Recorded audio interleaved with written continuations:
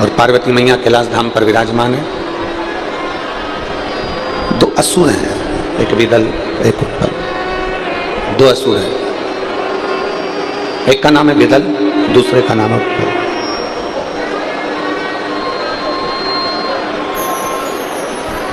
इन दोनों ने माता पार्वती जी की सुंदरता को देखा,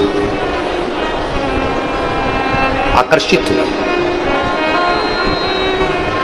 कल कथा में कहा था कि चोर की नजर चैन पर होगी और लुच्चे की नजर आपकी सुंदरता पर होगी।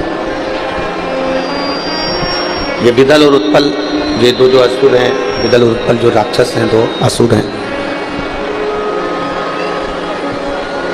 उन विदल और उत्पल ने माता पार्वती जी को देखा तो उनकी सुंदरता की ओर आकर्षित हो गए और इतने आकर्षित हुए कि वो माता पार्वती जी को पाने के लिए हाथ पकड़ने के लिए आगे बढ़ने लगे।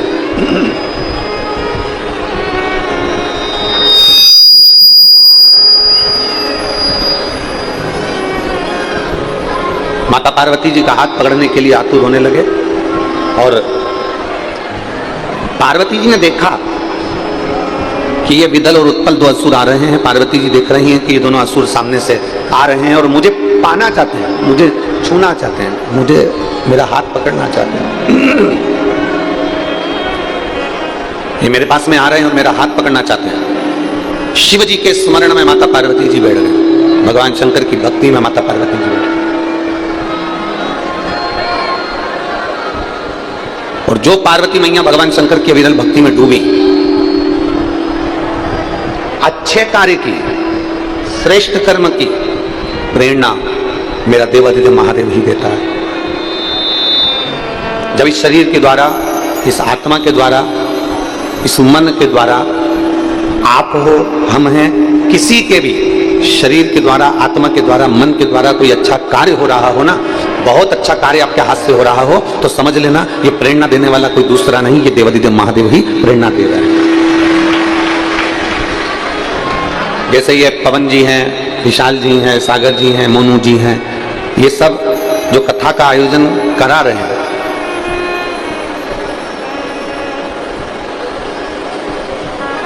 पवन खंडेलवाल जी हों, विशाल खंडेलवाल जी हों, सागर खंडेलवाल जी हों, मोनू साहू जी हों, ये सब जो कथा का आयोजन करवा रहे हैं,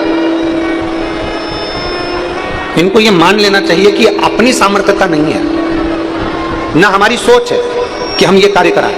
ये तो देवादिदेव महादेव ने और आपके पितरों ने, आपके पूर्वजों ने कोई आशीर्वाद तुम्हारे को दे दिया, जिससे ये शिव महापुराण की कथा आज यहाँ विराम की ओर जा रही है।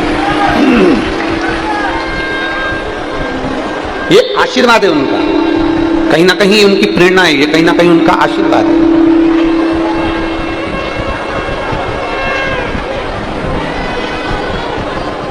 मेरे देवादिदेव महादेव प्रेरणा होगी, मेरे देवादिदेव महादेव की कुछ कृपा होगी, जो आज हम और आप पवित्र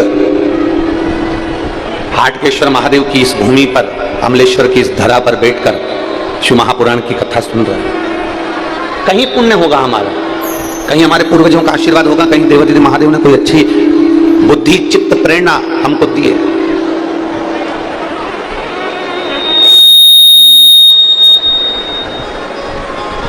ये उसकी कृपा है, उसकी दया है, उसकी उदारता है।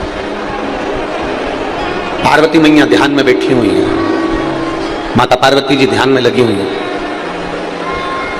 और मां जगत जननी माता पार्वती जी ध्यान में लगी हैं। शंकर भगवान ने उनको प्रेरणा दे दी। गणेश जी के हाथ में एक अस्त्र होता है एस की तरह, उसको कुंदुक कहते हैं।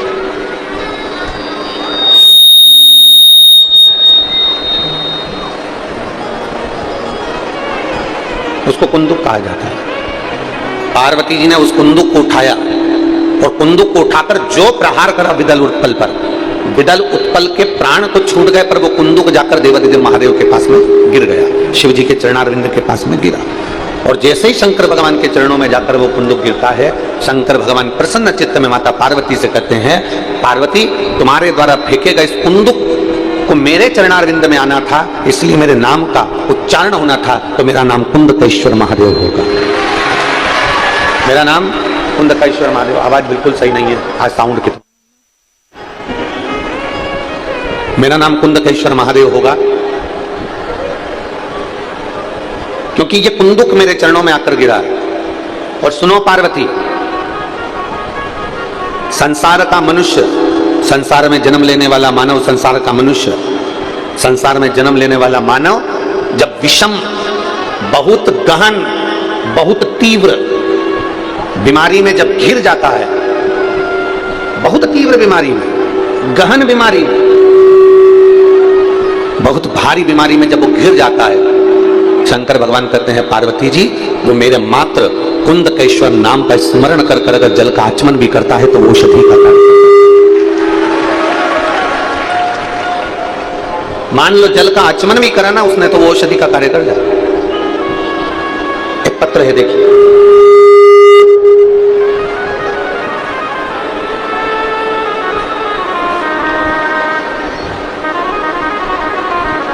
श्रीमती त्रिवेणी वर्मा, श्रीमान राजकुमार वर्मा, पता गुड़ियारी, रायपुर से हैं। कहीं बैठे हो तो हाथ हिला सकते हैं। आप ही हैं? श्री शिवाय नमस्तुभ्यम। आ जाओ, एक बेलपत्र ले जाना, आ जाओ। श्रीमती त्रिवेणी वर्मा, श्रीमान राजकुमार वर्मा, गुड़ियारी, रायपुर से हैं। गुरुजी, पत्र को आप एलईडी पर पढ़ सकते हैं, आस्था चैनल पर पढ़ सकते हैं। बाबा का क्या बखान करूं गुरुदेव, जितना भी करूं उतना कम है। आज से 7 वर्ष पहले मेरे सीने में एक गठान हो गई थी, छाती पर गठान हुई। मेरे पति ने मुझे डॉक्टर के पास लेकर गए, डॉक्टर ने चेक किया, टेस्ट करवाया। टेस्ट करने के बाद डॉक्टर ने ऑपरेशन के लिए बोला, तो मैं ऑपरेशन करवाए, किंतु ऑपरेशन के बाद गांठ और बढ़ गया। ऑपरेशन कराया पर गांठ और बढ़ गया। मेरे पति ने फिर डॉक्टर के पास लेकर गए, जो छाती पर गांठ हो गई थी, सीने पर जो गांठ हो गई थी, फिर वापिस डॉक्टर को दिखाया।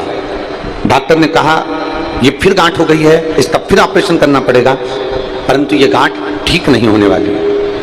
डॉक्टर को हमने कहा कि कोई दवाई दे दीजिए जिससे ठीक हो जाए। दवाई दी पर गांठ ठीक नहीं हुई। पति ने मुझे 3 डॉक्टरों के पास लेकर गए और डॉक्टर ने एक ही बात कही कि इसका फिर ऑपरेशन कराइए, और पक्का नहीं है कि ऑपरेशन के बाद गांठ होगी कि नहीं होगी, फिर हो सकती है। 5 वर्ष तक ये गांठ शरीर में बनी ही रही। हम दवाइयां खाते रहे पर कोई आराम नहीं मिला। एक बार ऑपरेशन करा लिया, फिर दूसरी बार गांठ हो गई। अब करें तो करें क्या। तब पहली बार टीवी पर आपकी कथा सुनी और शंकर जी के शिवालय में जाकर बेलपत्र को चढ़ाने लगे और चढ़ी हुई बेलपत्र को खाने लगे। मैं बाबा को क्या धन्यवाद देने के लिए मेरे पास वाणी नहीं है। गुरुजी, मैंने 4 महीने तक रोज शिवालय में जाती, जल चढ़ाती, पीती और एक बेलपत्र बाबा की चढ़ी हुई खा लेती। बाबा की ऐसी कृपा हुई, डॉक्टर को ऑपरेशन का बोल रहे थे दूसरी बार भी, पर मेरे बाबा ने 4 महीने के अंदर ही गांठ को गला दिया। ये मेरे शिव है,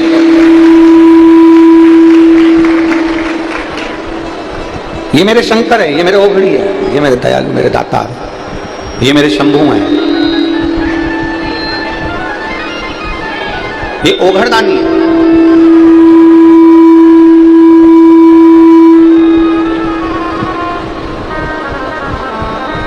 आइए, लाइन अच्छी लिखी है, आप और हम मिलकर गुनगुनाते हैं। खाली ना जाता कोई घर से तुम्हारे, खाली ना जाता कोई घर से तुम्हारे, खड़ी हो नदी बांधे बसारे, अपने हृदय से लगा लो जा रहा हो, उठा लो भोले अपने दर से, अब तो न टालो, गिरी जा रही उठा लो। शिव कथा कह रहे, भगवान देवज्ञ महादेव का संवाद कर रहा है। शिव महापुराण की कथा कहती है कुंदकेश्वर नाम, केवल कुंदकेश्वर नाम ही औषधि का कार्य कर जाता है। केवल कुंदकेश्वर नाम।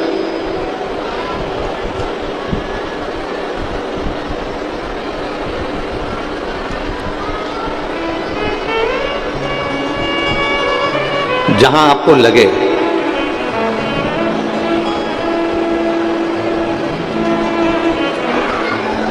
जहां आपको स्मरण आए, कभी जिंदगी में एक बार प्रयोग कर कर जरूर देखो। कभी जिंदगी में एक बार प्रयोग कर कर जरूर देखो कि शंकर भगवान पर चढ़ी हुई बेलपत्री खाने का क्या लाभ हो सकता है, शिव जी को चढ़ाए गए एक लोटा जल से क्या लाभ हो सकता है। अभी बीच में हमारे शरीर को कष्ट हुआ, चोट लगी, डॉक्टरों के हिसाब से महीने ज्यादा लगने थे, पर कुंदकेश्वर महादेव का नाम लेकर जल पीना, डॉक्टर जो औषधि दी है उस औषधि को भी कुंदकेश्वर महादेव के नाम से खाना और बेलपत्री का सेवन करना। बाबा की ऐसी कृपा हुई कि कई महीने लगना थे और बाबा की कृपा से 20-22 दिन में बाबा ने खड़ा कर दिया। ये शिव आराधना का फल है।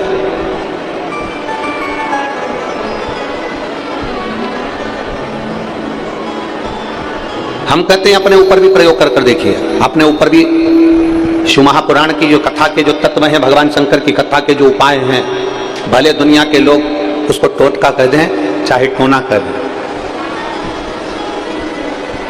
दुनिया के लोग कुछ भी कहें, पर शिव महापुराण का एक एक उपाय आपकी जिंदगी को सार्थकता देता है।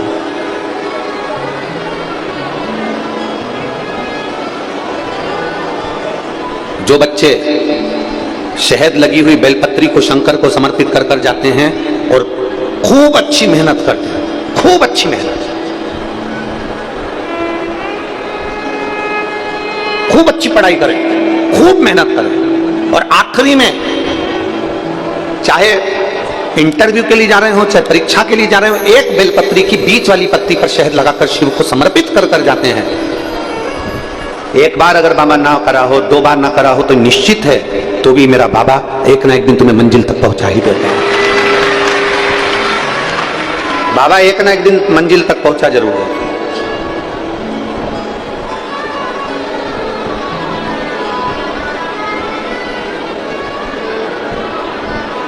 आपकी लगन, आपकी मेहनत और आपका कर्म, ये बहुत जरूरी है। शंकर भगवान ने षडानंद कार्तिकेय जी को और भगवान श्री गणेश जी महाराज को बिठाकर समझाया था कि गणेश सुनो और कार्तिकेय सुनो। 2 चीजें अपनी जिंदगी में धारण कर लेना, षडानंद कार्तिकेय और गणेश, 2 बातें अपनी जिंदगी में उतार लो। एक, मेहनत मत छोड़ो, कर्म मत छोड़ो, और दूसरा, बुरी संगत में मत बैठो, संगत अच्छी बैठो। और जो शंकर भगवान के शब्द थे वो शब्द आपकी जिंदगी में उतारिएगा। एक, पानी की बूंद, गरम तवा है, तवा बहुत गरम है जिस पे तुम रोटी सेकते हो, कढ़ाई गरम है, तवा गरम है, बर्तन गरम है, एक पानी की बूंद उस तवे पर डाल दीजिए, एक पानी की बूंद कढ़ाई में डाल दीजिए। गरम कढ़ाई में, गरम तवे पर जब पानी की बूंद गिरती है तो वो पानी की बूंद समाप्त हो जाती है। बोलो सही है कि गलत है? मेरी जीजियों ने तो कई बार तवे पर, कढ़ाई पर पानी डालकर देखा होगा तो वो पानी समाप्त हो जाता है। गरम तवे पर, गरम कढ़ाई पर एक पानी की बूंद डालोगे तो पानी समाप्त हो जाएगा। वही पानी की बूंद कमल के पुष्प के ऊपर पड़ जाती है, सूर्य की रोशनी में चमकती है तो वो एक हीरे जैसी चमक पा जाती है। वो पानी की बूंद गरम तवे पर पड़ी, समाप्त हो गई। पानी की बूंद कमल के पुष्प पर पड़ी, फूल पर पड़ी, वो चमक गई। और वही पानी की बूंद सीप में पड़ी तो मोती बन गई। वही पानी की बूंद सीप के अंदर गई, मोती बन गई। शिव महापुराण की कथा कहती है ये आपके ऊपर निर्भर करता है कि आप किस संगत में बैठ रहे हो। गरम तवे पर बैठोगे अर्थात किसी गलत व्यक्ति की संग में बैठोगे, किसी गलत व्यक्ति की संगति में बैठोगे तो ये निश्चित है कि वो गलत संगति वाला तुमको बिगाड़ कर रख देगा, तुम्हारी जिंदगी नाश कर देगा। पानी की बूंद गरम तवे पर पड़ी तो पानी की बूंद समाप्त हो गई, पानी की बूंद कमल के पुष्प पर पड़ी तो चमक गई। अर्थात किसी अच्छे व्यक्ति का संग पाओगे तो तुम भी एक ना एक दिन चमक जरूर जाओगे और तुम उस पानी की बूंद से समझ लें कि सीप के अंदर चली जाती है तो वो पानी की बूंद भी एक दिन मोती बन जाती है। अर्थात आपकी संगत, आपका व्यवहार, आपकी अनुकूलता, आप कहां बैठ रहे हैं, किस जगह पर बैठ रहे हैं, किसके साथ बैठ रहे हैं, ये देखा जाता है। किसके साथ बैठ रहे हैं?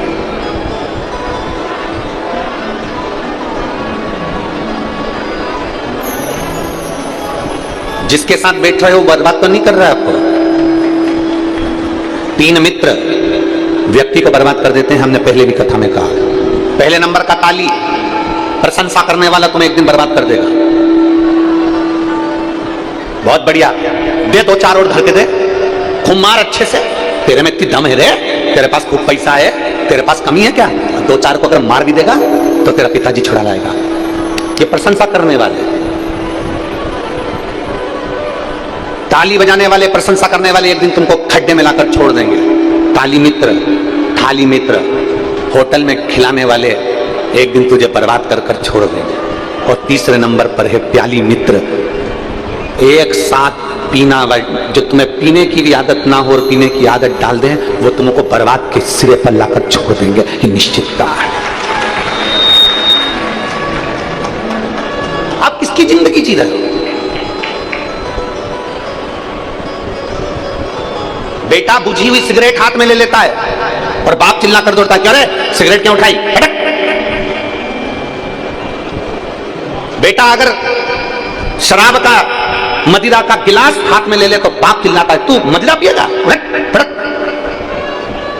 हमारा निवेदन है, आप अपने बच्चे को मदिरा पीना नहीं सिखाएंगे, आप अपने बच्चे को सिगरेट पीना नहीं सिखाएंगे, आप अपने बच्चे को गांजा पीना नहीं सिखाएंगे, आप अपने बच्चों को गलत जगह पर जाना नहीं सिखाएंगे। तो सबसे पहली प्रेरणा बाप देता है। अगर बाप गलत काम करेगा तो औलाद भी गलत काम करेगी, निश्चितता। अभी कथा में कहा, अपने घर के बच्चों को तुम जमीन देकर जाओगे, अपने घर के बच्चों को तुम मकान देकर जाओगे, अपने घर के बच्चों को तुम गाड़ी देकर जाओगे, अपने घर के बच्चों को तुम जेवर देकर जाओगे, सब कुछ देकर जाना। अगर आप अपने बच्चों को संस्कार देकर नहीं गए तो ये बच्चे जितनी जमी जमाई जमीन जायदाद गाड़ी बंगला है ना, एक दिन नशे की हालत में कहां सिग्नेचर कर आ जाएगा, किसको देकर आ जाएगा मालूम नहीं पड़ेगा, कहां बर्बाद कर आएगा मालूम नहीं पड़ेगा। शिव महापुराण की कथा में संकल्प लेकर जाया करो कि मैं संकल्प लेकर जा रहा हूं कि मैंने अभी तक भले दारू का नशा करा हो, सिगरेट का नशा करा हो, गांजा का नशा करा हो, मैंने जिंदगी में सारे नशे करे हो, पर आज शिव महापुराण की कथा से मैं प्रेरणा लेकर जाता हूं कि अपनी औलाद को अगर अच्छा बनाना है तो सबसे पहले नशा में छोड़ूंगा। अपनी औलाद को अगर अच्छा बनाना है तो सबसे पहले नशा में छोड़ूंगा। ये प्रेरणा लेकर जाओ। थोड़ा समय लगेगा, थोड़ा आदत में लाने के लिए समय लगता है। जैसे कल पुलिस कर्मियों ने, ट्रैफिक पुलिस वालों ने लिखा है 21 दिन का चैलेंज, अर्थात तुम 21 दिन हेलमेट लगाओगे तो तुम्हारी आदत में आ जाएगा, 21 दिन तुम ये सीट बेल्ट बांधोगे तुम्हारी आदत में आ जाएगा, 21 दिन तुम ट्रैफिक नियम का पालन करोगे तुम्हारी आदत में आ जाएगा। अर्थात हम भी आपको कहते हैं 21 दिन तक मदिरा छोड़ कर दे, 21 दिन तक दारू छोड़ कर दे, तेरी आदत में आ जाएगा, तू भी सुधरेगा, तेरा परिवार भी सुधरेगा। अपने बच्चों को हम गर्त में लेकर जा रहे हैं, अपने बच्चों को हम गलत मार्ग की ओर लेकर जा रहे हैं। आस लगाकर बैठे हैं कि मेरा बेटा मेरी सुनेगा। निवेदन है, जरूर सुनेगा अगर आप गलत संगति से परे हो गए तो। बच्चों को जमीन दो, जायदाद दो, गाड़ी दो, बंगला दो, सत्ता दो, सब कुछ दो, पर उसके साथ में उसको संस्कार भी दीजिए। बच्चों को सारी दुनिया की चीज दीजिए पर उसके साथ में आपका पुण्य भी दीजिए।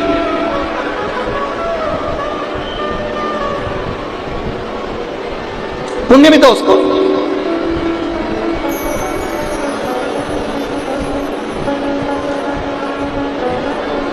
कई लोग कहते हैं जिंदगी में बहुत गम है ना गुरुजी, बहुत दुखी हूं इसलिए मैंने पी ली, बहुत दुखी था इसलिए पी ली, फिर जिंदगी में बहुत खुशी आई तो क्या खुशी में पी ली। गम में तुम्हें मदिरा की दुकान याद आती है, खुशी में तुम्हें मदिरा की दुकान याद आती है। जिस दिन तुम्हें गम में और खुशी में महादेव का मंदिर याद आना चालू हो जाए, समझ लेना कि मेरा घर सुधर रहा है। गम में भी कोई घाटा लग गया, कोई तकलीफ हो गई तो लोगों ने कह दिया मेरे को गम था, मेरा पैसा खा गया इसलिए मैं गम में पी गया ना।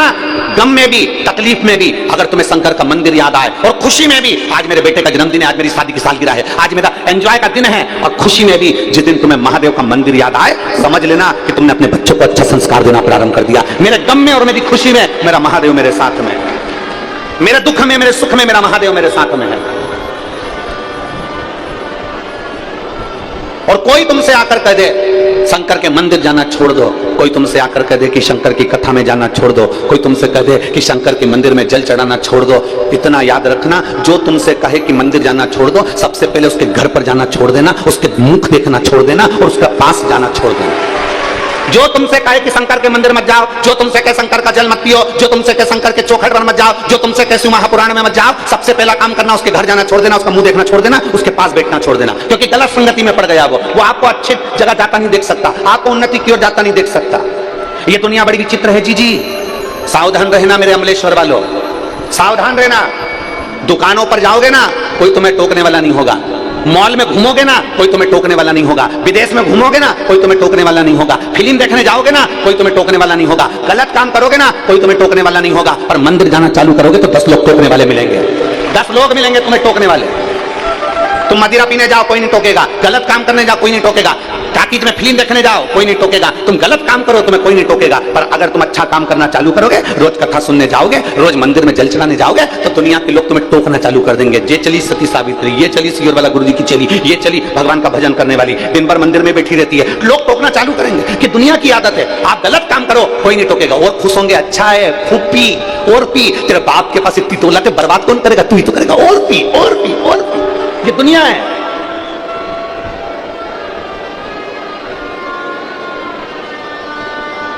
कोई नहीं टोकेगा। फिल्म देखने जाओ, बोला ईमानदारी से बोला, आप लोग कभी टाकीज में गए हो फिल्म देखने के लिए, किसी ने टोका तुमको कि फिल्म मत देखा करो, फिल्म मत जाया करो? आप लोग रायपुर में बड़े बड़े मॉल में घूमने के लिए जाते हो, उस मॉल में किसी ने टोका? या मॉल में काय को आते हो, मॉल में मत जाया करो, दुकान पर मत आया करो, कोई नहीं टोका? टोकेंगे तो केवल एक बात के लिए टोकेंगे, क्या करोगे कथा में जाके? गर्मी बहुत तेज पड़ रही है, धूप बहुत तेज पड़ रही है, बहुत ऐसा हो रहा है, क्या करोगे कथा में जाकर? क्या करोगे मंदिर जाकर? मंदिर जाने की कोई अपनी उम्र है? जब बुढ़े हो जाएंगे तब मंदिर जाएंगे। बुढ़े हो जाओगे तो हाथ कांपेंगे, नेत्रों से दिखाई नहीं देगा, पूरा की पूरा सोफा सेट निकल जाएगा, पूरा की पूरा सोफा सेट बाहर। पापड़ भी नहीं खा पाओगे, ऐसे मल मल के खाना पड़ेगा पापड़ को, क्योंकि सोफा सेट ही नहीं है, पूरे दांत निकल के बाहर। और दाल और बाटी तो भूल ही जाओ, फिर सोफा सेट ही नहीं, क्या करोगे? देखिए, half set, full set, dinner set, drawing set, sofa set, और मालूम पड़े घर में आदमी अपसेट, क्या करेगा वो सेट? पत्नी से पूछो कि उसके गले में सोने का हार अच्छा लगता है क्या? पत्नी एक ही बात कहेगी, ये सोने का हार जब शोभा देगा, जब मेरा पति गलत संगति से बाहर होगा तो सोने का हार गले में शोभा देगा। क्या मेरे हाथ में ये सोने की चूड़ियां शोभा देगी? हीरे रतन माणिक मोती की चूड़ियां शोभा देगी? नहीं, शोभा जब देगी जब मेरे पति पर कोई उंगली ना उठाए, कोई मेरे पति को नशेला, गंजेड़ी, भंगेड़ी आप शब्द ना कहे। मेरा पति जब श्रेष्ठ हो जाए तो मेरे हाथ में हीरे की चूड़ियां भी शोभा देती हैं, मेरे गले का हार भी शोभा देता है। पत्नी से पूछो। इसलिए निवेदन है मेरा आप सबसे मत बुरे कर्म कर बंदे वरना पछताए, भगवान की आंखों से तू बच नहीं पाएगा, तू बच नहीं पाएगा। अरे ओ अज्ञानी मत करना, अरे ओ अज्ञानी मत करना, तेरे कर्म का फल भी तू ही पाएगा, जैसा किया तूने तेरे आगे आएगा। मत बुरे कर्म कर बंदे वरना पछताएगा, भगवान की आंखों से तू बच नहीं पाएगा, तू बच नहीं पाएगा। अरे ओ अज्ञानी मत करना दानी। एक पानी की बूंद तवे पर पड़ी जल गई, पानी की बूंद कमल पर पड़ी चमक गई, पानी की बूंद अगर सीप में पड़ी तो मोती बन गई। आप पर निर्भर करता है कि आप किसके साथ रहना पसंद करेंगे, किसकी संगति में आना पसंद करेंगे, किसके करीब रहना पसंद करेंगे। जो आपको सतमार्ग बताएगा ना, वो दोस्त भी अच्छा नहीं लगेगा आपको। अगर कोई दोस्त नहीं पीता ना और वो सही में बोलेगा आपको कि क्यों पीता है रे, देख भाभी की ओर देख, बच्चों की ओर देख, क्यों गलत काम करता है, तो वो दोस्त गलत लगेगा आपको, वो मित्र बेकार लगेगा आपको।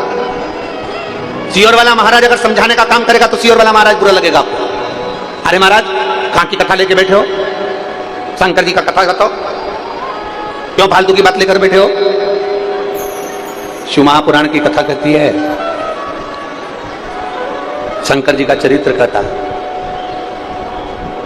दुनिया के लोग भजन में गाना गा गा के कहते हैं कि वो पार्वती जी भांग घोटे और पीवे भोला। कई लोग कहते हैं पार्वती जी भांग घोटती हैं, शंकर जी भांग पीते हैं। पर शिव महापुराण में कहीं नहीं लिखा कि पार्वती जी ने भांग घोटी है और शंकर जी ने पी है, कहीं नहीं। भारत की नारी, भारत में जन्म लेने वाली एक स्त्री अपने पति को नशे में नहीं देख सकती, तो मेरी पार्वती भांग घोट कर पिलाएगी? भूतो न भविष्य दे, कभी नहीं।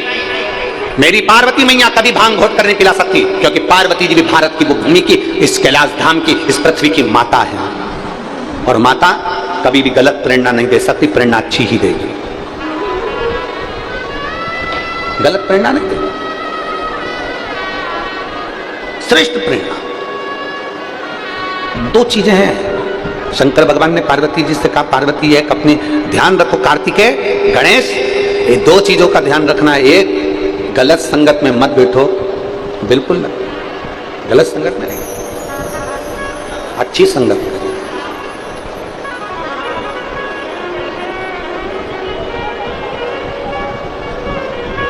और सत्संगति से प्यार करना सीखो जी, इस देह का उद्धार करना सीखो जी। ये मानव का शरीर मिला है ना, इसका उद्धार कैसे होगा, कैसे? कोई किसी को याद नहीं रखता महाराज, कोई किसी को याद नहीं। अच्छे अच्छे करोड़पति मर जाते हैं, उनकी मूर्ति चौराहे पर नहीं लगती है। जिसके पास में 5-5, 10-10 हजार बीघा जमीन थी, मर गया, उसकी मूर्ति भी चौराहे पर नहीं लगती है। कहीं का करोड़पति मरता है, उसकी मूर्ति चौराहे पर नहीं लगती है। कहीं का धनपति मरता है, उसकी मूर्ति चौराहे पर नहीं लगती है। चौराहे पर वो मूर्ति लगती है जिसने जनमानस के लिए कुछ अच्छा करा हो और करता करता चले गया हो, उसकी मूर्ति चौराहे पर लगती है। कितने करोड़पति मर गए, कितने अरबपति मर गए, कितने धनपति मर गए, जिनके खुद के बैंक चलते थे वो मर गए। उनकी मूर्ति कभी चौराहे पर लगी हुई नहीं देखोगे, करोड़ मूर्ति किसी चौराहे पर लगी हुई नहीं देखोगे। अच्छा कर कर जाइए जिंदगी में, और अच्छा कर कर जाओगे तो जीवन भर याद रखोगे, जीवन भर। अमलेश्वर के लोग, अमलेश्वर के भक्त और अमलेश्वर के आसपास के 40-50 गांव के लोग, श्री पवन खंडेलवाल जी हों, विशाल खंडेलवाल जी हों, चाहे सागर खंडेलवाल जी हों, चाहे मोनू जी साहू हों, ये पक्का है कि जब जब अमलेश्वर में कोई भी कथा होगी, सबसे पहले सब लोग तुम चारों को याद करेंगे कि कथा करवाई थी तो इन्होंने करवाई थी। याद करेंगे लोग कि आपने कथा करवाई। बड़ा बड़ा कथा का पंडाल, भीड़, भक्तों का सैलाब, शिव भक्तों का आनंद। शिवरात्रि, एक दिन की कथा में रात्रि को पड़ गई शिवरात्रि, उसका आनंद। तुम अच्छा तो करो, कुछ अच्छा करिए।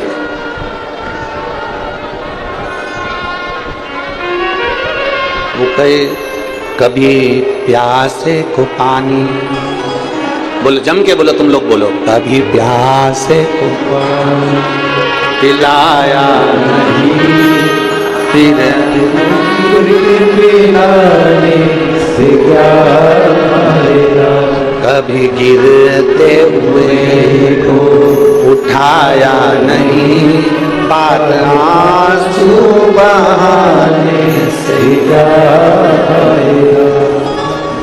क्या फायदा?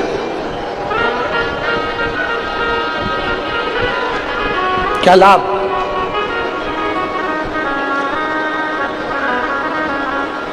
कुछ अच्छा करो। शिव महापुराण में 7 दिन की कथा या 5 दिन की कथा, तुम्हारे नजदीक में 200-300 किलोमीटर के दायरे में भी अगर शिव महापुराण की कथा हो रही है और तुम्हें सूचना मिल जाए कि ये लाखों भक्त आए हैं, अपनी तिजोरी में से थोड़ा सा धन निकालना, प्यासों के लिए पानी की व्यवस्था करना और कुछ ना कुछ इनका मुंह झूठा कराने की व्यवस्था करना, क्योंकि तिजोरी में तो धन पड़ा की पड़ा रह जाएगा, पर जो धन का पुण्य तुम बनाकर जाओगे, ये पानी पिलाना, किसी को भोजन कराना। एक लोगों ने खिचड़ी, कल हम देख रहे थे, कल गाड़ी में जा रहे थे, वो सागर भैया हमको गाड़ी से लेकर जा रहे थे, सागर खंडेलवाल जी, तो हमने कल स्मरण किया,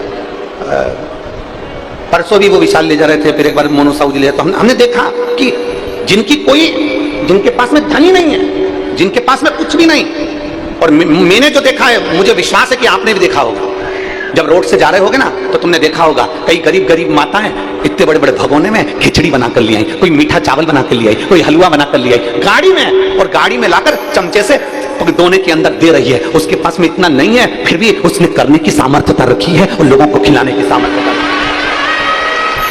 और कई अमलेश्वर, रायपुर, दुर्ग, छत्तीसगढ़ में कई ऐसे भी सेठ होंगे जिनकी खूब राइस मिल चल रही होगी और चावल का एक दाना खिलाने की जान से निकल जा रहा होगा, पर खिला नहीं पा रहा होगा। कई ऐसे भी होंगे कि एक चावल का दाना कहीं किसी को खिलाने के काम नहीं आया।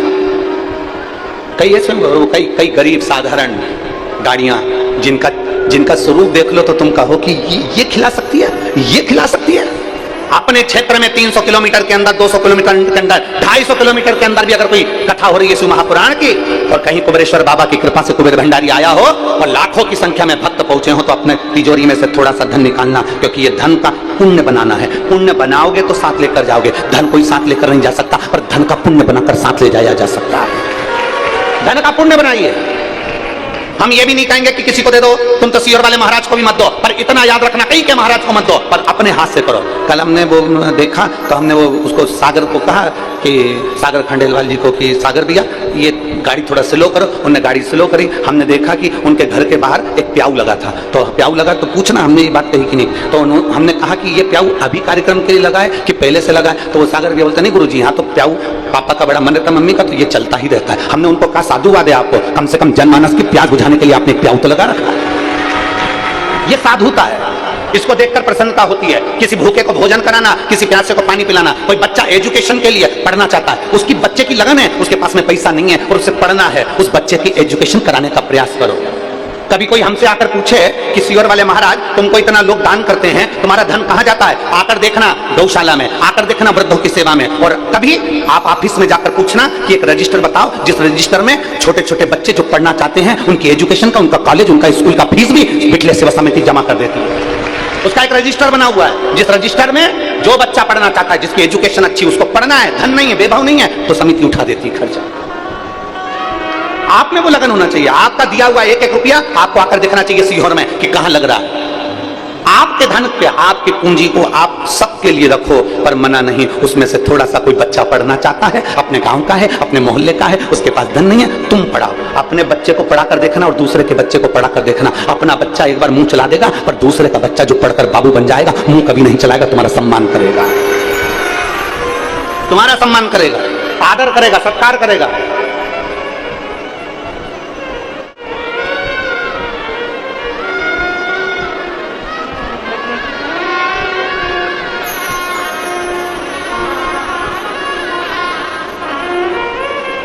एक ट्रक के पीछे लिखा था, एक ट्रक के पीछे लिखा था कर भला तो। आप लोगों ने पढ़ा है, हम समझे ट्रक के पीछे, हम नहीं पढ़ा। जम के बोलो क्या लिखा था, कर भला तो होगा, अच्छा करिए, अच्छा मिलेगा, सत्कर्म करिए, सत्कर्म श्रेष्ठ। और ये श्रेष्ठ करने की प्रेरणा कोई दूसरा नहीं देगा। अच्छा करने की प्रेरणा घर की नारी दे सकती है। पत्नी अपने पति से कहे, सुनो अपने नगर में कथा हो रही है, जाओ 2-4 पानी के कैरेट लो और बैठवा दो, तो पति मना भी करे तो पत्नी को प्रेरणा देना चाहिए। कारण, क्योंकि वो पत्नी नहीं है, वो धर्म पत्नी है। पत्नी में और धर्म पत्नी में जमीन आसमान का अंतर होता है। पत्नी पति को पतन के रास्ते पर ले जाती है और धर्म पत्नी पति को धर्म के पथ पर लेकर जाती है। प्रेरणा पत्नी दे, धर्म पत्नी दे। दुकान पर कौन बैठता है? पत्नी की पति। जम के बोलो जल्दी से, अरे बोलो तो। पति। कमाने कौन जाता है? पति। खेती में कौन कर रहा है? पति। अब दुकान चला रहा है तो दुकान पर दिन भर, ईमानदारी से बोलो, साबुन की टिकिया 12 रुपए की बिक रही है 20 रुपए की, तो वो 20 रुपए की बेच रहा है तो थोड़ा ना थोड़ा तो उसके मुंह से झूठ निकल रहा है ना, थोड़ा ना थोड़ा झूठ तो निकल रहा है। पति दुकान पर बैठेगा तो मुख से झूठ जरूर निकलेगा। ऐसा कोई संसार का व्यक्ति नहीं जो झूठ ना बोला हो। अगर दुकान पर बैठे हो, ऑफिस में काम कर रहे हो, नौकरी कर रहे हो, सर्विस कर रहे हो, तो एक ना एक बार कमाने के लिए तुम्हारे मुख से झूठ जरूर निकलता है। झूठ निकलता है तुम्हारे मुंह से। कमाते कौन हो? तुम। लाते कौन हो? तुम। लाकर पैसा किसको देते हो? पत्नी को। पत्नी चाहे तो पति को प्रेरणा दे कि तुम्हारी कमाई में से 1 रुपया निकाल कर सत्कर्म में लगाना, क्योंकि यहाँ शास्त्र की रीति कहती है, गरुड़ पुराण कहती है कि पति का प्राण भी छूटता है, ऊपर जाता है, यम की कैद में पड़ता है, तो यमराज उसको त्राण देता है, भुगताता है, तो वो रोता है, कहता है मैंने तो अपनी पत्नी के लिए कमाया था, अपने बच्चों के लिए कमाया था, मैंने तो परिवार के लिए कमाया था, मेरे माता पिता के लिए कमाया था, मेरे भाई बंधु के लिए कमाया था, मुझे अकेले को तुम नरक पटक रहे हो। मेरी पत्नी को भी नरक पटको, मेरे बच्चों को भी नरक पटको, मेरे माता पिता को भी नरक पटको, मेरे परिवार वालों को भी नरक पटको, मेरी बहनों को भी नरक पटको, क्योंकि उनने भी तो मेरा हिस्सा खाया है। इतने में धर्मराज कहता है, झूठ तू बोला, कपट तू करा, बेईमानी तू करा। तेरी पत्नी और बच्चे ने कभी नहीं कहा कि तू झूठ बोलकर कमाना, कपट कर कमाना। बेईमानी तूने करी, छल तूने करा, कपट तूने करा, तो भोगेगा भी तू, ना पत्नी ना बच्चे, कोई नहीं भोगेंगे। भुगतना तुझे अकेले को। पेट अपना दुख रहा है तो दवाई अपने को खाना पड़ेगी, सिर अपना दुख रहा है तो दवाई अपने को खाना पड़ेगी, और आंखों से नहीं दिख रहा तो चश्मा अपने को लगाना पड़ेगा। यहां तो उल्टी रीति हो रही है आज के जमाने में। पेट तुम्हारा दुख रहा है और दवाई पड़ोसी को खिला रहे, तू खा ले, मेरा पेट दुख रहा है, मेरा सिर दुख रहा है, दवाई तू खा ले। छींक अपन को आ रही है तो अपने को छींकना है, खांसी अपने को आ रही है तो अपने को खांसना है, दर्द अपने को हुआ है तो तकलीफ अपने को होना है।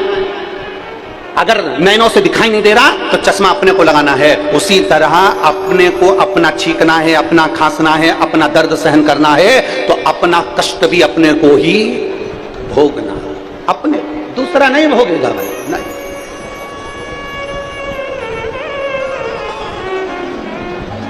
अरे देख लिया संसार हमने, देख लिया सब मतलब के यार हमने देख लिया।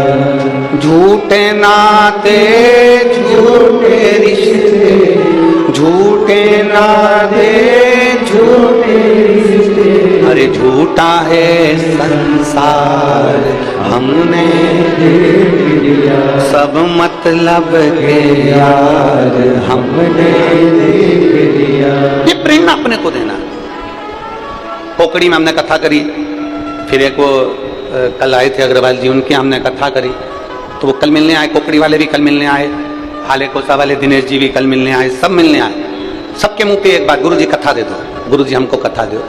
अग्रवाल जी बोले गुरु जी हमको कथा दो। हमने कहा भी तो करी थी तुम्हारे यहाँ भी, तेल कथा का क्या काम, कोकड़ी वालों से काम तुमने भी तो कराई, जयसवाल जी, फिर कथा। भाई गुरु जी बस ये ललक है भगवान की भक्त हो, शरीर के द्वारा कुछ अच्छा हो जाए,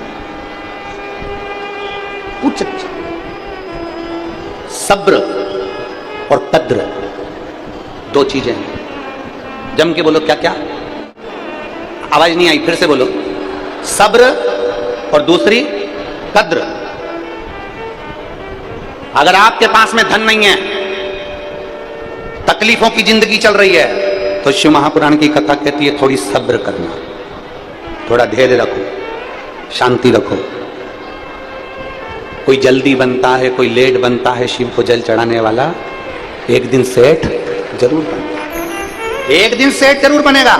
थोड़ा सब्र रखना, इंतजार करना, भटकना मती। लोग कहेंगे हमारे पास चल, वो बाबा जी के पास चल, ऐसी भभूति फेंकेगा, हंडा सोने का निकाल कर दे देगा। नहीं, अगर ऐसा बाबा कहीं का होता सोने का हंडा निकालने वाला तो सबसे पहले अपना भंडारा भर लेता, फालतू के लफड़े में पड़ता ही नहीं।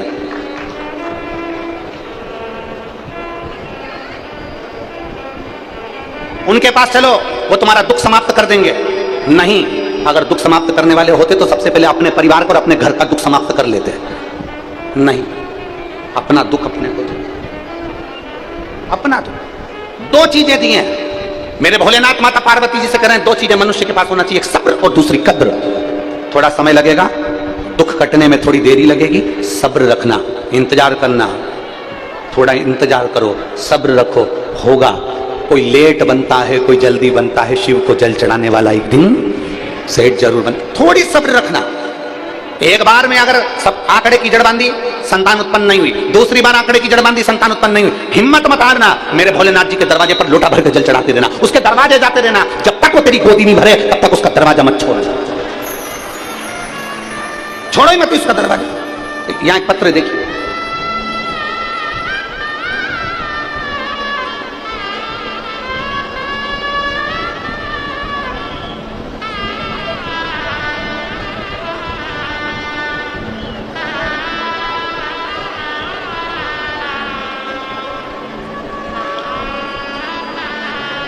मैं रीतू साहू, पति महेंद्र साहू, गुड़ियारी, रायपुर की निवासी हैं। कहीं बैठे हो तो हाथ हिला सकते हैं।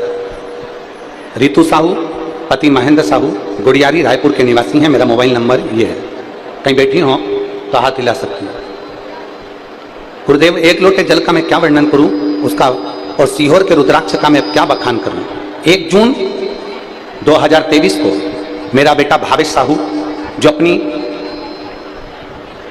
जो अभी 4 वर्ष का है, उसे मेरे पड़ोसी की बेटी ने खेल खेल में एसिड पिला दिया। मेरे 4 वर्ष के बच्चे को, भावेश साहू को, पड़ोसी की बेटी ने खेल खेल में एसिड पिला दिया। एसिड पिलाते से मेरे बच्चे की आहार नली जल गई और हम उसको तुरंत हॉस्पिटल लेकर गए। हॉस्पिटल में 1 महीना तक रायपुर के एम्स हॉस्पिटल में वो पड़ा रहा। डॉक्टरों ने कह दिया ये बच्चा बचेगा नहीं, इस बच्चे के बचने के केवल 20% चांसेस के सिवा ये बच्चा नहीं बचेगा। डॉक्टरों से हमने कहा तुम इस बच्चे को तो बचाने का प्रयास करो, कुछ तो करो।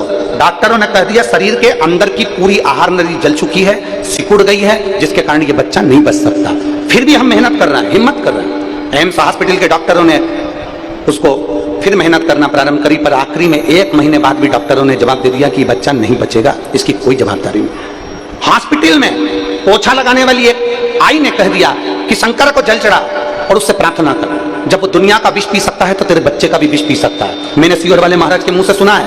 पोछे वाली बाई ने हॉस्पिटल में कहा, दौड़कर मैं मंदिर गई, शंकर जी पे जल चढ़ाकर उसका जल लाई, बेलपत्र लाई, बेलपत्र डॉक्टर से पूछकर उसके पलंग के अंदर रख दिया और उसका जल उसके शरीर से लगा दिया। गुरुदेव, 1 महीने तक बच्चे ने आंख नहीं खोली थी, जल और बेलपत्र का प्रयोग करा, 20 मिनट के बाद बच्चे ने आंख खोल दी थी। गुरुदेव, 20 मिनट के बाद बच्चे ने आंख खोल दी। मैंने पशुपतिनाथ का व्रत करना प्रारंभ करा। डॉक्टर के हिसाब से आहार नली पूरी जल चुकी थी तो बच्चा कुछ खा नहीं सकता था। बच्चे को केवल पानी भी नली से दिया जाता था, लिक्विड भी नली से दिया जाता था। ऐसी दशा देखते देखते कई माह निकल गए, 4 महीने पूरे हो गए, पर बच्चा खाना नहीं खा सकता था। पर हिम्मत करी, शंकर को बेलपत्र चढ़ाकर, कोमल सी बेलपत्र लाकर उसको मलकर पानी में घोलकर बच्चे को आहार नली से दे दी। दूसरे दिन तो बच्चे ने हाथ से नली को निकाल दिया और भोजन करना प्रारंभ कर दिया। मैं बाबा को धन्यवाद देती हूँ। ये शिव तत्व है, योगघड़ी है, शंभू है। कहीं बैठी हैं? अच्छा, उधर पीछे है क्या? बच्चा आया है साथ में? लिया उसको ऊपर, लिया लिया। डॉक्टर कहते हैं कि जिस एसिड को इसको पिलाया गया है उसके बाद बच्चा जिंदा नहीं रह सकता। पर ये तो गजब हो गया कि तुम्हारा बच्चा खाने भी लगा और बोलने भी लगा और बैठने भी लगा। ये शिव तत्व है, ये शंभू है, योगघड़ी है शिव। और खाली न जाता कोई दर से तुम्हारे, खाली न जाता कोई दर से तुम्हारे, मैं भी खड़ी हूँ पानी पसारे, अपने गले से लगा लो, लगा लो, गिरा जा रहा हूँ लो भोले अपने दर से अब तो ना टालो, गिरी जा रही हूँ उठा लो। विश्वास प्रबल करिए, भरोसा प्रबल करिए, और जब विश्वास भरोसा दृढ़ होता है, जब विश्वास भरोसा दृढ़ हो जाए, पक्का हो जाए, समझ लेना मेरा महादेव तुम्हारे पास में खड़ा हुआ है।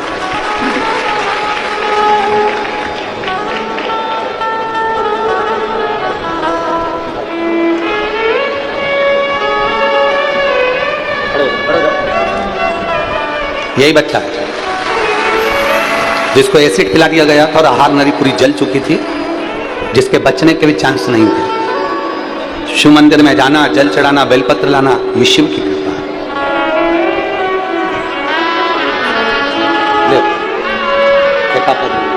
ठीक है, शंभू बेलपत्र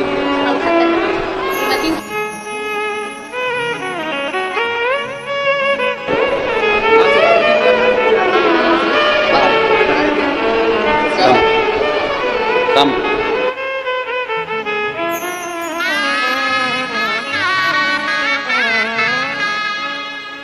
शंभु वो सब्र और कद्र, जी ये तो शब्द है। थोड़ा धैर्य रखकर, धीरज रखकर,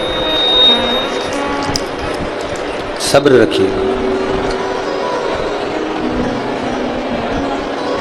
और दूसरा है, जब धन नहीं है,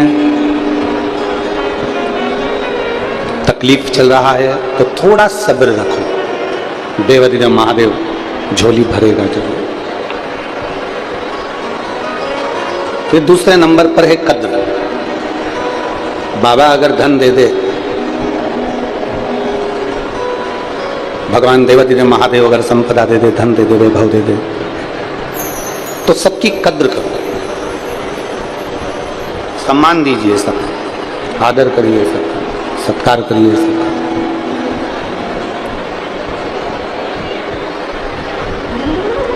सबका आदर, सम्मान, सत्कार, कद्र करिए।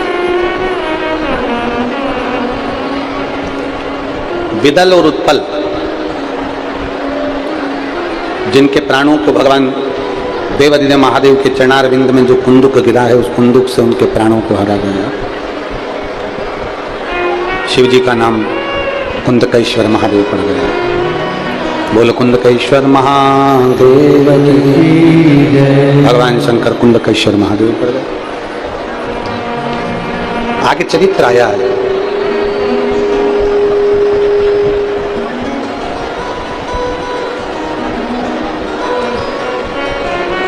देवता और राक्षसों ने मिलकर मंथन किया,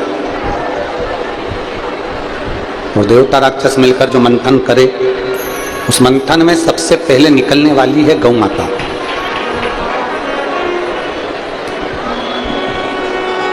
मंथन में सबसे पहले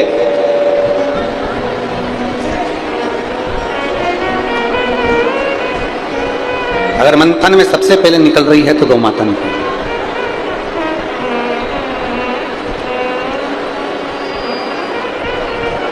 उसका कारण, क्योंकि गौ माता के बाद में जो निकलेगा वो विष निकलेगा, और विष को पीने के लिए अगर कोई पी भी जाता है तो गौ माता का दूध उसको शीतलता प्रदान करे, इसलिए गौ माता को निकालने का कारण केवल इतना।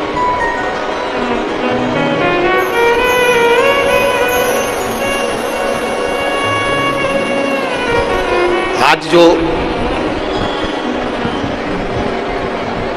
भारत की भूमि पर गौ माता की जो दशा है, उस पर ध्यान देना बहुत जरूरी है।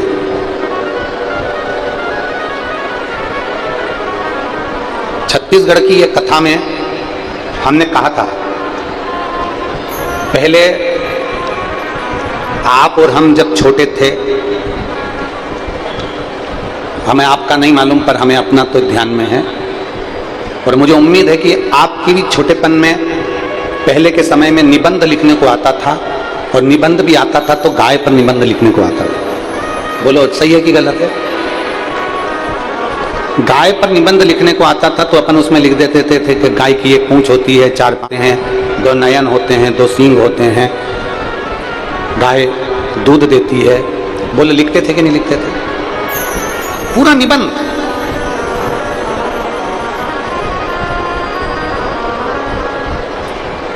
भारत की भूमि पर पहले के पाठ्यक्रम में गौमाता के लिए निबंध लिखने को आता था, पर आज के समय में गौमाता पर निबंध नहीं आता। हमारा तो अगर ये आवाज समय की अवस्था में माननीय राष्ट्रपति जी से माननीय प्रधानमंत्री जी तक अगर पहुंचे तो उनसे केवल इतना ही निवेदन रहेगा कि आने वाला समय गौमाता की जो दुर्दशा हो रही है इसको बचाने के लिए गौमाता को राष्ट्रमाता घोषित करा जाए। गौमाता को राष्ट्रमाता घोषित करा जाए और भारत की भूमि पर चाहे वो सीबीएसई कोर्स हो, चाहे वो भारतीय पाठ्यक्रम हो, सब में एक अध्याय गौमाता का भी हो, पाठ्यक्रम में गाय को जोड़ा गया। क्योंकि पाठ्यक्रम में अगर गाय रहेगी, पाठ्यक्रम में अगर गौमाता रहेगी तो निश्चित है कि बच्चों के हृदय में गौमाता के प्रति सम्मान का भाव उत्पन्न हो। आज बच्चों के हृदय में गौमाता के प्रति सम्मान का भाव नहीं है। जिस भूमि पर गाय को काटा जाता है, जिस भूमि पर गौमाता की हत्या होती है, जिस भूमि पर गौमाता के मांस की तस्करी होती है, गौ की तस्करी होती है, वो भूमि फिर जल्दी से विकास नहीं कर पाती, वो भूमि एक दिन गर्त में ही चली जाती है। निवेदन है कि आने वाले समय में गौमाता को राष्ट्रमाता का पद दिया जाए, जिससे ये गौ हत्या थोड़ी सी बंद हो सके और गौमाता का सम्मान हो सके। मंथन में निकली है, देवता और राक्षसों ने जो मंथन करा, उस मंथन में गौमाता प्रकट, मंथन में। बोल भारत माता की, गौ माता की, ये मंथन में प्रकट है। और मंथन में गौमाता निकलने के बाद जो निकला है विष, वो सारे देवताओं ने मिलकर उस विष को भगवान देवाधिदेव महादेव को समर्पित कर दिया, भगवान शंकर को। मंथन में निकला हुआ विष भगवान शिव के पास भेज दिया गया। क्यों? क्योंकि वो घर के बड़े हैं, घर का बुजुर्ग है, घर का बयो है। शिव महापुराण की कथा कहती है जो घर का बड़ा होता है, घर का बुजुर्ग होता है, घर का बड़ा होता है, उसकी जिंदगी में विष बहुत लिखा हुआ होता है, सुनना पड़ता है। कोई कुछ कहेगा तो सुनो, कोई कुछ बोल दिया तो सुनो, थोड़ा धैर्य बनाकर रखना पड़ता है। जो घर का बड़ा होता है उसको बहुत कुछ शीतलता रखना पड़ता है, बहुत। महाराज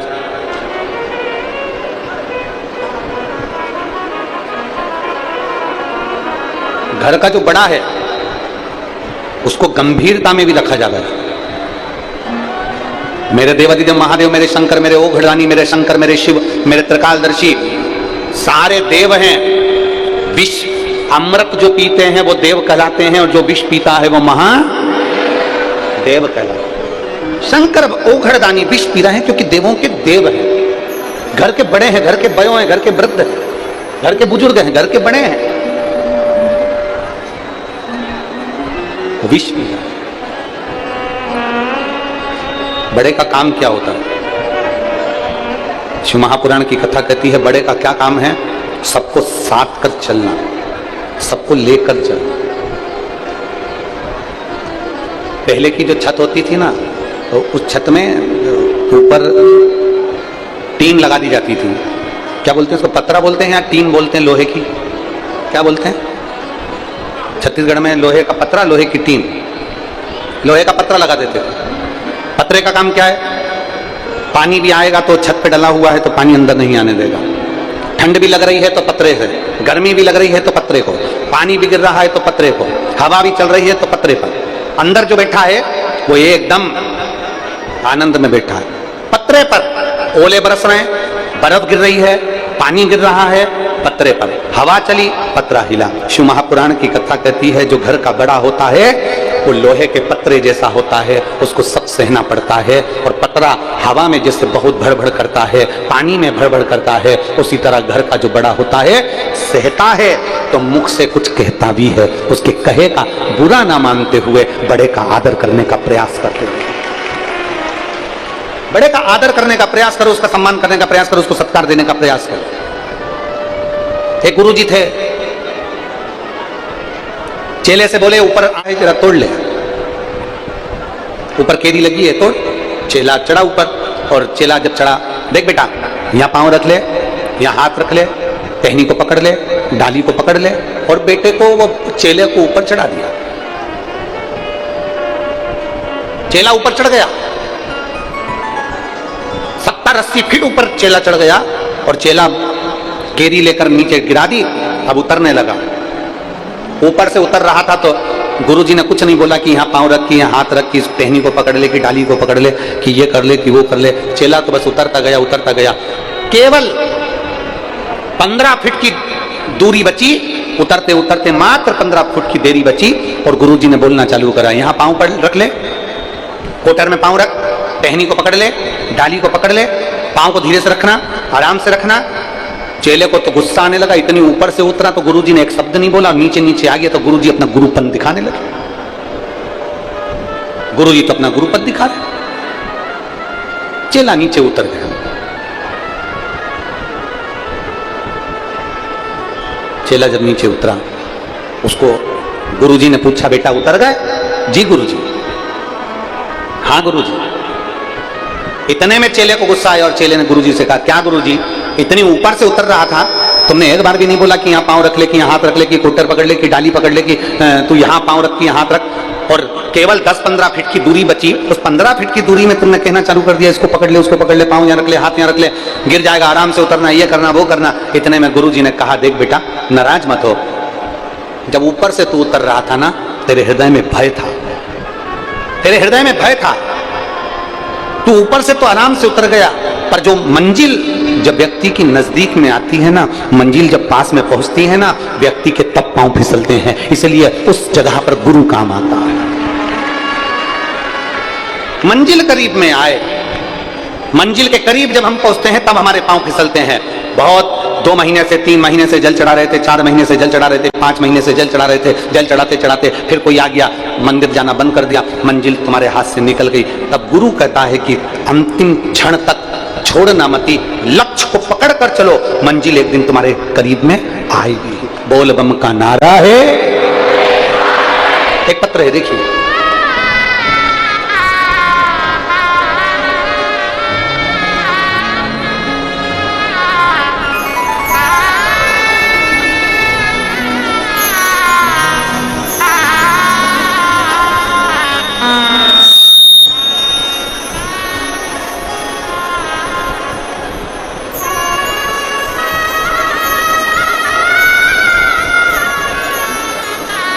मेरा नाम शारदा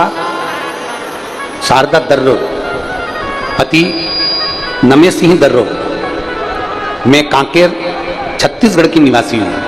कहीं बैठी हो तो हाथ हिला सकती हैं, अगर कहीं बैठी हो तो हाथ हिला सकती हैं। शारदा दर्रो, पति नमे सिंह दर्रो। मैं कांकेर छत्तीसगढ़ की निवासी हूँ। कहीं बैठी हो तो हाथ हिला सकती हैं।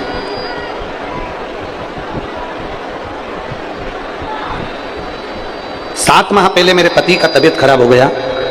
पत्र को आप लोग LED पर भी पढ़ सकते हैं और आस्था चैनल पर भी पढ़ सकते हैं। 7 माह पहले मेरे पति का तबीयत खराब हो गया। डॉक्टर को चेक करवाया, ब्लड का टेस्ट करवाया, रिपोर्ट आई तो रिपोर्ट में मालूम पड़ा कि उनको लास्ट स्टेज का कैंसर हो गया। कहीं बैठी हो तो हाथ हिला सकती हैं। लास्ट स्टेज का कैंसर हो गया।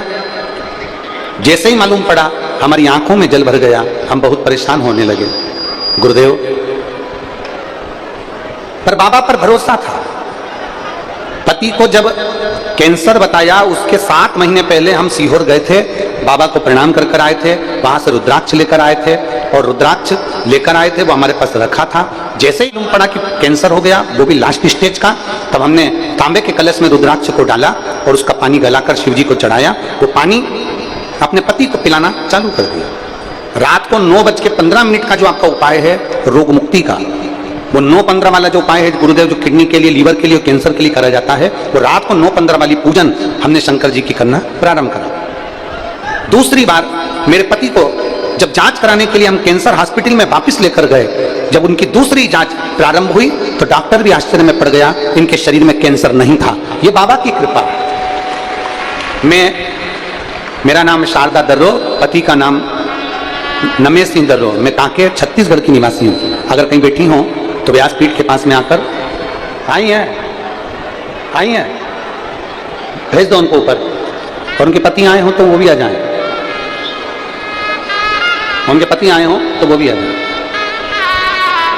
शारदा दर्रो, पति का नाम नमेश सिंह दर्रो, कांकेर छत्तीसगढ़ के निवासी।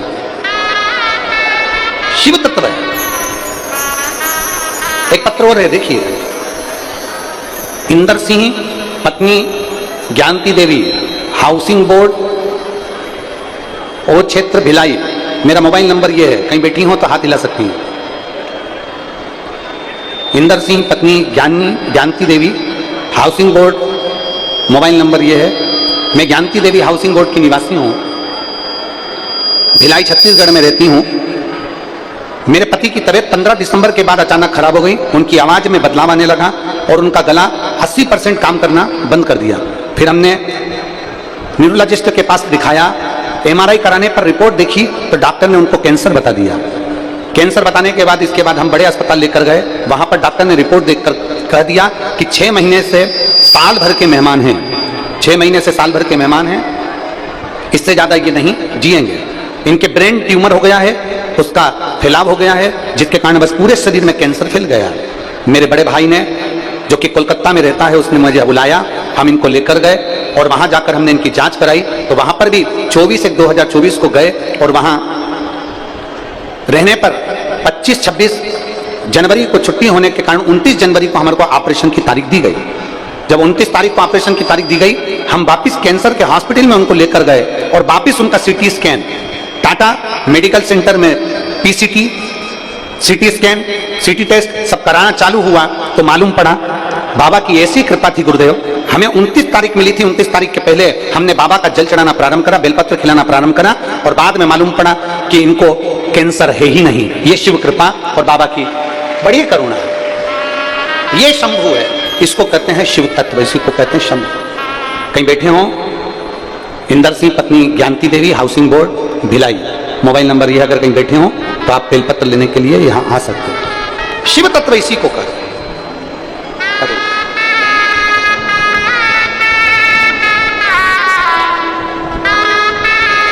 शारदा दर्रो, ये शारदा दर्रो जी, पति नमेश सिंह दर्रो जी, जिनको डॉक्टर ने कैंसर बता दिया था, और रात्रि के 9:15 वाला और शिव जी का रुद्राक्ष का जल और शिव का चढ़ा हुआ जल दिया, जिससे कैंसर समाप्त हो। ठीक है बाबू,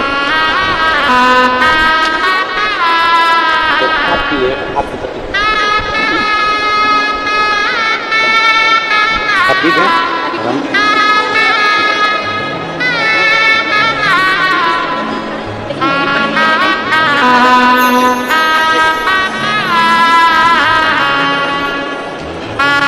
मेरे बाबा दया करना, मैं तेरे भरोसे, भोले बाबा दया करना, मैं तेरे भरोसे, ना घर के भरोसे हूँ, ना परिवार के भरोसे हो, मेरे बाबा दया करना, मैं तेरे भरोसे, भोले बाबा दया करना, मैं तेरे भरोसे। शिव कथा कर रहे,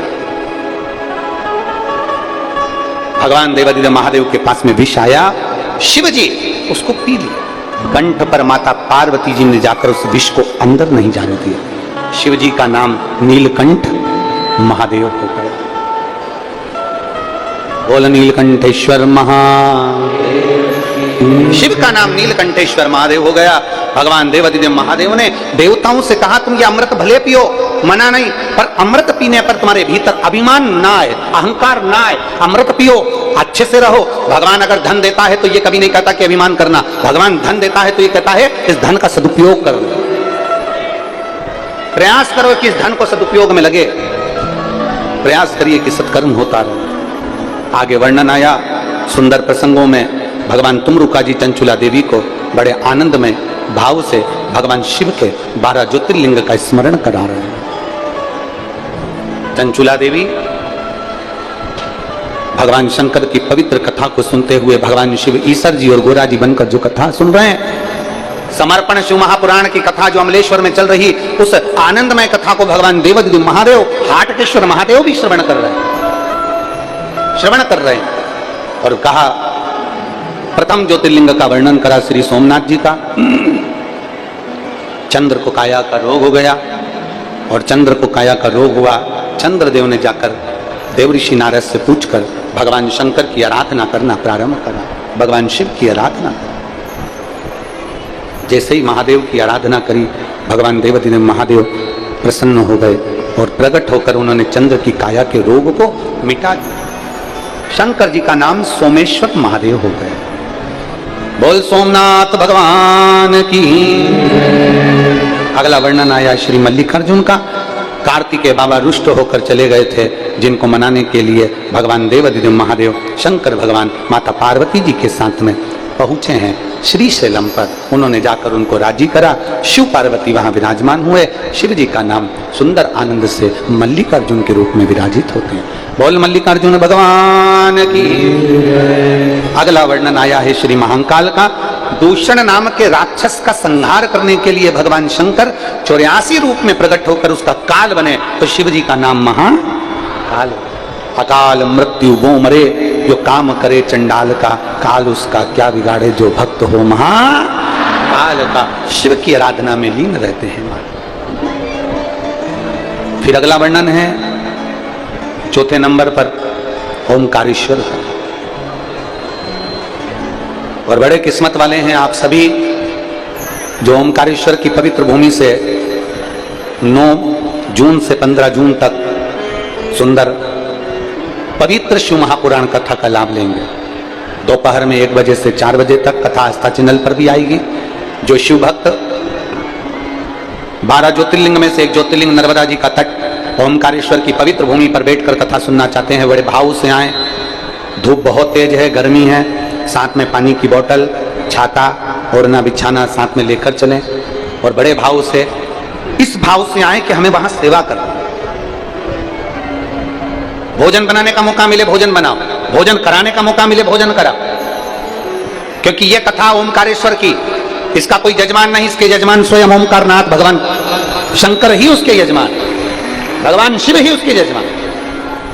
और आप और हम सब शिव भक्त भगवान शंकर की उस आराधना में मां नर्मदा के घाट पर ओमकारेश्वर बाबा के चरणों में बैठकर कथा का लाभ लेंगे। बिंद नामक पर्वत ने भगवान शिव की आराधना करी थी और शंकर की आराधना कर कर भगवान ओमकारेश्वर नर्मदा के मध्य में विराजमान हो जाते हैं, वो ओमकारेश्वर कहलाते हैं। बोल ओमकारेश्वर भगवान की। अगला वर्णन आया है श्री केदारनाथ जी का। नर नारायण ने तप कर कर भगवान शंकर को यहाँ विराजमान किया, भगवान केदारेश्वर बनकर विराजित हुए। अगला वर्णन है फिर भीमा शंकर का। कुंभकर्ण की धर्मपत्नी करकटी, करकटी का पुत्र है भीम, जिसने बहुत उपद्रव मचाया, तब भगवान शंकर ने आकर भीम का संहार करा, तो शिव जी का नाम भीमा शंकर हो गया। भीमा शंकर। हमारा भी प्रयास रहता है कि 12 ज्योतिर्लिंग में धीरे धीरे धीरे धीरे करते करते 12 ज्योतिर्लिंग कथा हो जाए और शंकर के भक्त 12 ज्योतिर्लिंग से शिव महापुराण की कथा सुन लें। पहले काशी में करी, फिर उज्जैनी करी, बीच में पल्ली वैद्यनाथ जी में हुई। ऐसा ही क्रम करते करते करते करते फिर वापिस ओमकारेश्वर हो रही है। ये तो शिव की कृपा है, वो कराने वाला और वही करने वाला है। आप और हम तो केवल एक निमित्त है। अगला वर्णन आता है काशी विश्वनाथ। मनु शत्रुपा ने तप कर कर भगवान शिव को काशी में विराजमान कर, भगवान शंकर काशी में विराजित और विश्वनाथ बनकर विराजमान हुए। बोल काशी विश्वनाथ भगवान की। अगला वर्णन है त्र्यंबकेश्वर गौतम बाबा पर गौ हत्या का दोष लगा दिया। ईर्ष्या करने वालों ने गौतम ऋषि पर गौ हत्या का दोष लगाया। ईर्ष्या करने वाले, गौतम ऋषि इतना तप करते थे, इतनी साधना करते थे, शंकर की भक्ति में डूबे रहते थे, तो आसपास में जितने संत ब्राह्मण रहते थे उनके अंदर ईर्ष्या प्रकट हो गई कि ये तो शंकर जी की इतनी उपासना करते हैं, हम तो इतनी कर ही नहीं पाते। जो भी आता है वो गौतम ऋषि का जय जय घोष करता है, जो आता है वो गौतम ऋषि की जय जयकार करता है, और हमारा तो कोई नाम ही नहीं लेता। तो सारे ब्राह्मण ऋषि जो थे वो उनके मन में आया कि कुछ भी करके गौतम ऋषि पर गौ हत्या का दोष लगा। गणेश जी को गाय बनाया गया, गौतम ऋषि के आश्रम में भेजा गया और गणेश जी से कहा कि उनके आश्रम में तुम जाकर मर जाना, श्राप लगेगा, दुनिया के लोग हाहाकार करेंगे कि गौतम ऋषि ने गौ माता को मार दिया। देखिए ईर्ष्या, नफरत, जलन ये इतनी शरीर में हावी हो जाती है कि दूसरों का भला करने की जगह दूसरे का लोग बुरा करना प्रारंभ कर देते हैं। किसी की प्रतिष्ठा देखकर, और यहां रामचरितमानस में तो यहां तक कहा है, ऊंच निवास नीच करतूती और देख ही ना सकही पराई विभूति। अच्छे अच्छे अहदे पर लोग बैठ जाते हैं, बहुत बहुत ऊंचे ऊंचे सिंहासन पर बैठ जाते हैं, बहुत बड़े बड़े पद पर लोग बैठ जाते हैं और किसी की प्रतिष्ठा नहीं देखी जाती है। इतने लोग कैसे आ रहे हैं, भरचक गर्मी में 46 डिग्री टेम्परेचर है, इतनी सारी भक्त कैसे आ गए, कैसे पहुंच गए, क्या व्यवस्था हो रही होगी, इतना सारा खाना कहां से आ रहा होगा, इतना सारा भोजन कैसे कर रहे होंगे, पानी की व्यवस्था कैसे हो रही होगी, ये इतनी भीड़ कैसे आ गई, क्या हो गया। तो ये ईर्ष्या लोगों के अंदर आती चली जाती है, और ईर्ष्या जब अंदर भराती चली जाती है तो दुनिया के लोग फिर बदनाम करना प्रारंभ कर देते हैं, गाली देना प्रारंभ कर देते हैं, अपशब्द कहना प्रारंभ कर देते हैं। ईर्ष्या भरी है लोगों के अंदर तो वो तुमको प्रकट करेंगे ही। ईर्ष्या अंदर, प्रतिष्ठा नहीं देखी जाती है, सत्ता नहीं देखी जाती। गौतम बाबा पर गौ हत्या का दोष लगा दिया, दोष लगा गौतम ऋषि पर जैसी दोष लगा, मां अहिल्या ने भगवान को पुकारा, ब्रह्मा विष्णु वहां आकर विराजमान हुए, त्र्यंबकेश्वर के रूप में विराजित होते हैं। अगला वर्णन आता है श्री वेद्यनाथ जी का। रावण भगवान शिव का शिवलिंग लेकर जा रहा था, बीच में भूमि पर रख देता है तो भगवान वेद्यनाथ जी के रूप में विराजमान हो जाते हैं। अगला वर्णन आया है श्री नागेश्वर। दारुक नाम के राक्षस के भगवान ने संहार किया, नागेश्वर के रूप में विराजित हो गए। अगले वर्णन है रामेश्वरम का। भगवान राम ने लंका पर चढ़ाई करने से पहले भगवान स्वयं शिव की स्तुति करते हैं, उनकी आराधना करते हैं, उनकी स्थापना करते हैं, रामेश्वरम के रूप में विराजमान हुए। अगला वर्णन है कृष्णेश्वर। सुधर्म नाम के ब्राह्मण की 2 धर्म पत्नियां थी, सुदेहा और घूष्मा। सुदेहा के यहाँ संतान नहीं हुई तो घूष्मा का बेटा सुदेहा को दे दिया, सुदेहा को दे दिया गया। सुदेहा ने बेटे को बड़ा करा, विवाह कर दिया। बहू को मालूम पड़ा कि मेरी असली सास तो घूष्मा है। बहू ने पूछना बंद कर, सुदेहा को गुस्सा आ गया, बेटे के तलवार से टुकड़े कर कपड़े में बांधकर तालाब में फेंक दिया। घूष्मा का मन था, घूष्मा की चित्तवृत्ति में शिव समाये थे, रोज शंकर की आराधना करती थी, शिवलिंग का निर्माण करती, भगवान शंकर का शिवलिंग तालाब में विसर्जन करने जाती। एक दिन घूष्मा ने सोचा मेरे बेटे को मैंने बहुत दिन से नहीं देखा, तभी उसका 1 हफ्ते पहले मरा हुआ बेटा तैरते हुए बाहर निकल कर आ गया। शिव जी का नाम कृष्णेश्वर महादेव। ये 12 ज्योतिर्लिंग का चरित्र भगवान देवाधिदेव महादेव श्रवण करते हैं। तुमरुका जी चंचुला देवी को कथा सुनाते हैं। चंचुला का पति बिंदु प्रेत योनि से मुक्त होता है। भगवान देवाधिदेव महादेव का आनंद राशि होते हैं। शिव जी जटा से बेलपत्र उठाकर शिवपोथी को समर्पित करते हैं। भगवान शंकर से तुमरुका जी ने वर प्राप्त किया। शंकर भगवान कहते हैं सुनो तुमरुका जी, कलयुग में, कलिकाल में जब चारों तरफ हाहाकार मच रहा होगा, हर तरफ मृत्यु ही मृत्यु दिख रही होगी, चारों तरफ हाहाकार मच रहा होगा, मृत्यु ही मृत्यु नजर आ रही होगी, तब भगवान शंकर कहते हैं तुमरुका जी उस समय पर ये शिव महापुराण संपूर्ण भारत का, संपूर्ण विश्व का, संपूर्ण पृथ्वी का कल्याण कर रहा होगा। संपूर्ण पृथ्वी का कल्याण।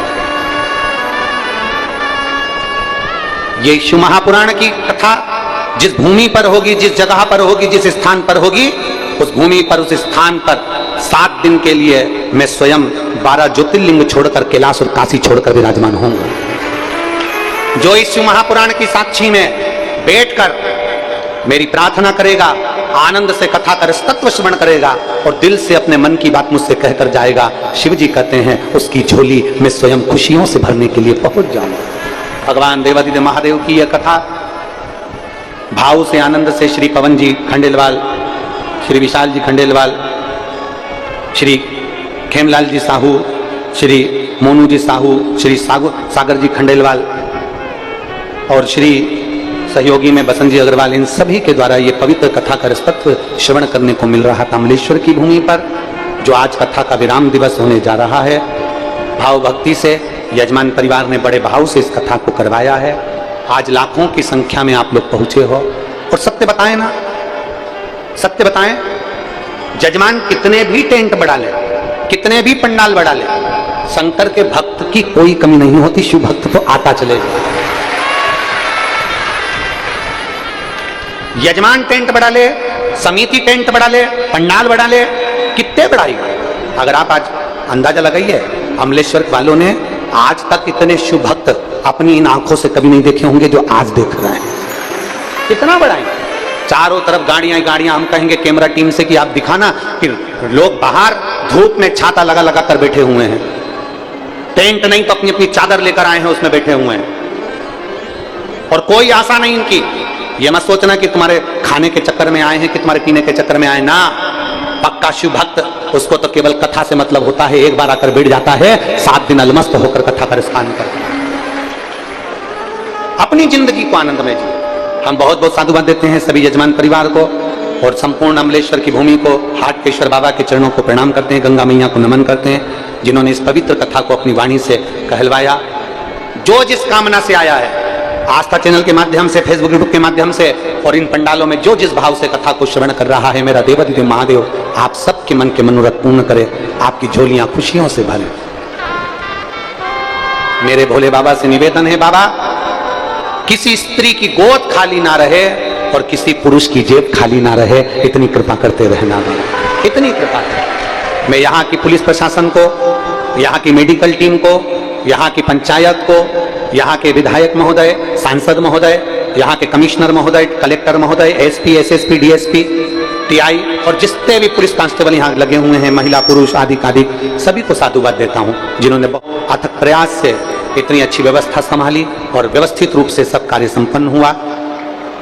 9 जून से 15 जून ओमकारेश्वर की पवित्र भूमि से 1 बजे से 4 बजे तक फिर बाबा के धाम नर्मदा जी के घाट से कथा सुनेंगे। उसके बाद में 18 जून से गंडई छत्तीसगढ़ की पवित्र भूमि से कथा सुनेंगे 2 बजे से 5 बजे तक। फिर 30 जून से विदिशा मध्य प्रदेश की पवित्र भूमि से आप और हम शिव महापुराण की कथा श्रवण करेंगे। ऐसा जून के महीने की कथाओं का क्रम रहेगा। बड़े भाव से, आनंद से आज कथा विराम लेने जा रही है। एक बार दिल से आप और हम सब बाबा को पुकारते हुए, भोला सब दुख काटो ओ भोला सब दुख काटो, शिव शंकर जपो तेरी माला, भोले बाबा जपो तेरी माला, भोला सब दुख काटो ओ भोला सब दुख काटो।